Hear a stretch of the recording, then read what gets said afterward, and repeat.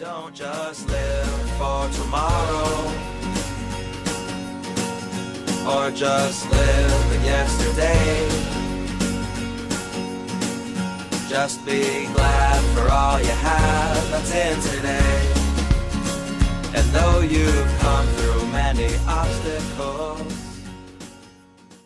Hey everyone, Connie here, and welcome to my blind reaction to Constantine, City of Demons. This is a movie donation reward for Venom0027, and I specify that it's a movie because apparently there is a series about this too, and I have never seen either. The movie apparently, though, is within the continuity of the DC animated movie universe, the same one as like Justice League Doom and Justice League Dark and Apocalypse War, which I also haven't seen. I'm further back than that, so still getting caught up on all of these slowly. But yeah, so I don't know too much about John Constantine as a character, just kind of the stuff I've seen in like Justice League Dark and whatnot, and stuff I've heard in various sources. Um, I know he basically handles a lot of the paranormal shit, dealing with villains like Faust and whatnot. Um, he's definitely also a lot more like, I guess you could compare him to Batman. He's a lot more like gruff and gritty than a lot of the other superheroes in DC. And you could even definitely consider him an anti-hero.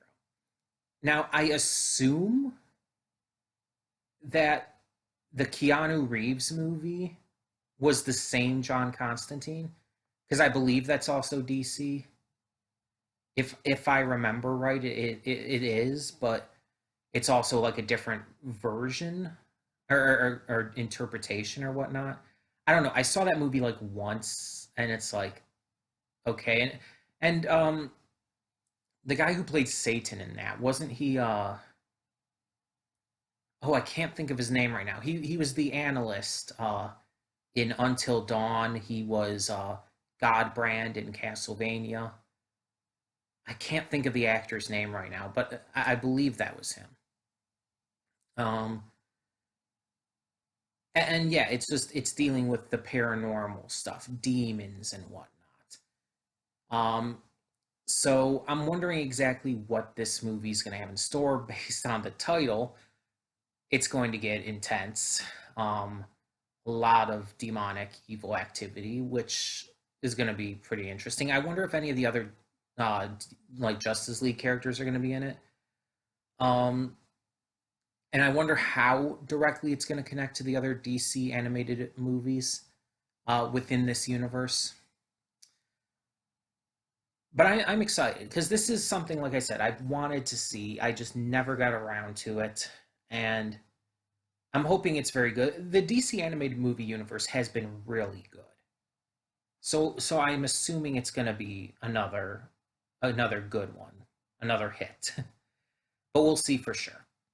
So so that being said, let's just get this going and hope for the best. Um, excuse me. When the screen fades to black, pause this redirect and go to the description below. Follow the link to the reaction, and after you watch it, come back here to the redirect and resume play.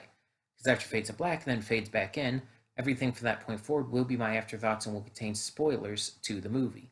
So, that being said, thank you so much for tuning in, and I will see you at the reaction. And we are back, and we'll begin with spoilers in 3, 2, 1, now. So, while succeeding in the end, this was not a happy ending. This was very much bittersweet. And honestly, that makes sense. With just what I do know of Constantine and everything from like Justice League Dark and all of that, um, it does make sense that this would end bittersweet. And it was very much foreshadowed in the movie with Constantine saying that it never ends well, that there's always a price to pay in the end. Um, So we find out a lot about John's past here, how him and a childhood friend of his um, were very inseparable, started a band with a couple other guys, but how John was always kind of into the occult and stuff. In order to stop his mentor, who had been using his daughter as a channel for demons and shit, um, he ended up summoning a worse demon that just not only killed his mentor and all of the cultists surrounding him and all, but also killed all these people in this club, his friends, and took the mentor's daughter to hell with him.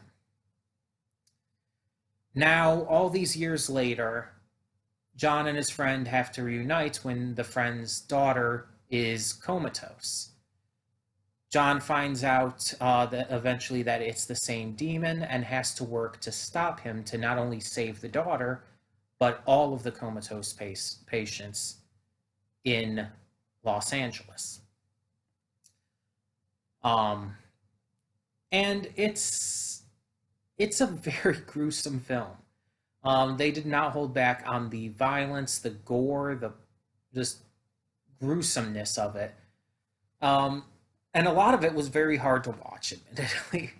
Um, but when I first saw Justice League Dark, like it really shocked me when it was just so dark at the beginning. I mean, it's like, yeah, of course, I know it's going to be dark, but it's just like, oh, that went all out. And it's like this definitely went all out as well. Um, we were seeing like horrific murders and shit all throughout the entire thing. Um, just people being torn apart and horrifically just fucked up. And it's that kind of stuff bothers me like a lot. Like I've talked about it before on the channel, but there's this one anime called Blood Sea that has this like really gruesome set of scenes near the end of it. I believe it's near the end of the series at least, where it's like all these people are just being killed by these like demon-like creatures, um, in these most horrifically creative ways, such as being gathered up like by the probably hundreds, if not thousands, in a giant sack and then being ground into like meat, basically. And it's like, it's one of the few things that have actually made me physically ill from watching it.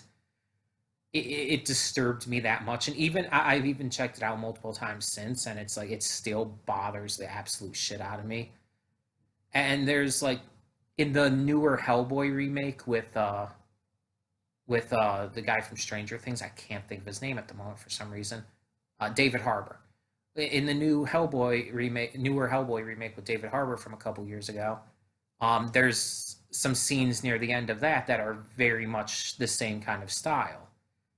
It's very horrific, and it's just like stuff like that bothers me. Like I can handle gore for the most part, but when it gets really heavy, when it gets really gruesome and just really disturbing, it legitimately bothers me and makes me feel ill.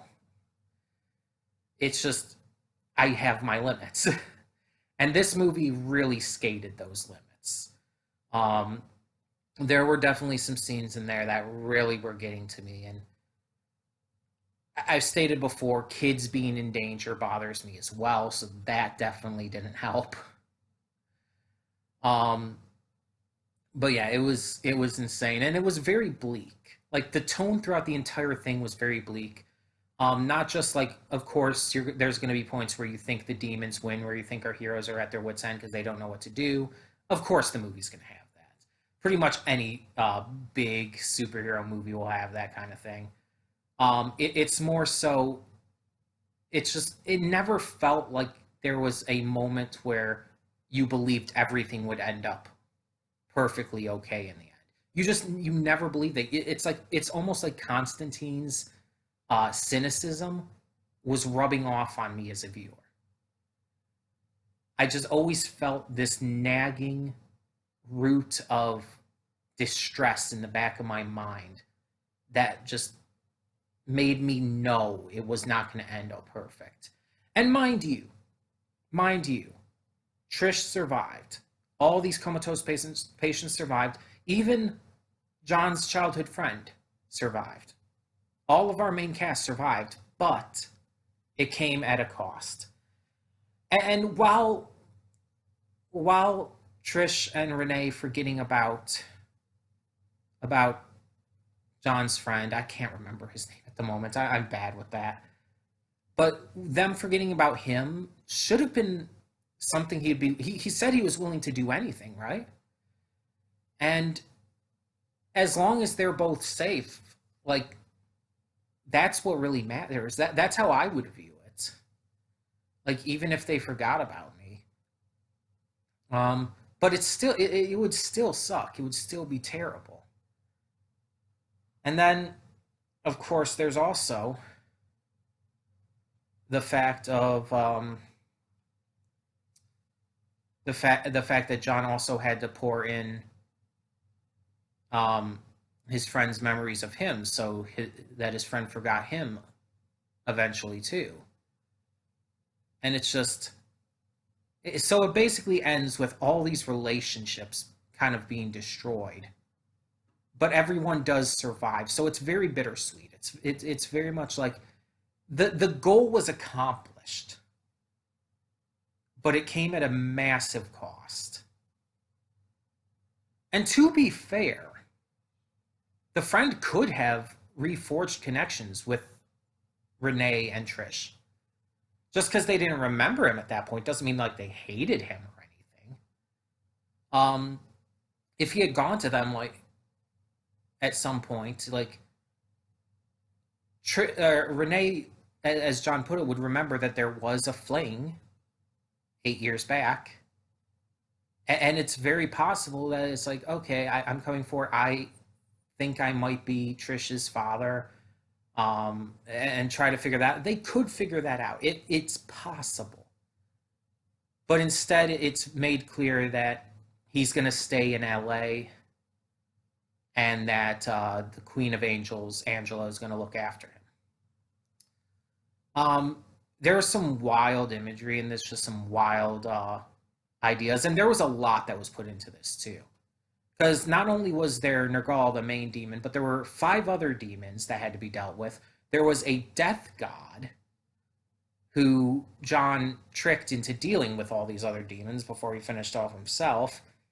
Nergal was originally disguised as another demon, and there was a lot. And in the end, John wasn't even able to possibly save that other girl from all those years ago either. So it's like, there's definitely some downsides to how this ended up. But I think John knew that was going to happen. And it's like it was said, he had this plan in his pocket the entire time. He just didn't want to use it. It was very much the just pure definition of a last resort. He would exhaust everything else before that. But in the end, and he technically like got confirmation from his friend that it was kind of okay, even though his friend didn't know what he was doing, but still. Again, he said he would give anything, and it's like a good parent would. A good parent would give anything for their child. And it's just like, it's just how they handle that is going to be different depending on the person, really.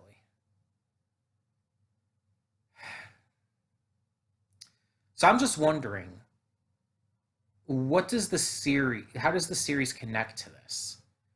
I assume it follows this story because I don't see how it could be beforehand. I'm just wondering like what the specifics around it are going to be. It is something I would like to check out at some point. I think it's on my donation reward ideas list on Discord. If not, I can put it on there. But yeah, I don't know how gruesome the series is also compared to the movie. I don't know if the series was an online series or a televised series or whatnot, so I don't know. That would definitely affect things. Well, depending on where it would be televised, what station or whatnot. Either way, either way. Um, yeah, I enjoyed this. I will say it was good. It was well made. It was just hard to watch at times. It was very gruesome, very sad. Just did not end completely well. And yeah, I think that's just what should be expected with John Constantine. So tell me in the comments below, what did you think of Constantine City of Demons? And thank you to Venom0027 for donating for this. Venom, if you or anyone else wishes to donate again, or for anyone for the first time, feel free. We can converse within the comments and stuff on what you would like to donate for, if and only if you can. Remember, as always, it is completely optional. You do not have to do it. Uh, it's just a way for me to add movie reactions and more to the channel, as well as to get you guys as viewers a little more involved in things I specifically react to. You can request a movie, a show, something from YouTube, anything you want, as long as I haven't seen it. And any donation, no matter the amount, gets you a reward. You can even donate multiple times if you so desire. If you want to donate 20, you could make that two $10 donations, and that would get you two separate rewards. If you so desire, of course. But if not, no worries. It won't affect anything else on the channel. Reactions will still be coming regularly. So yeah, hope you enjoyed the video nonetheless. And thank you so much for tuning in. For now, I'm Connie and I'm signing off. See y'all next time.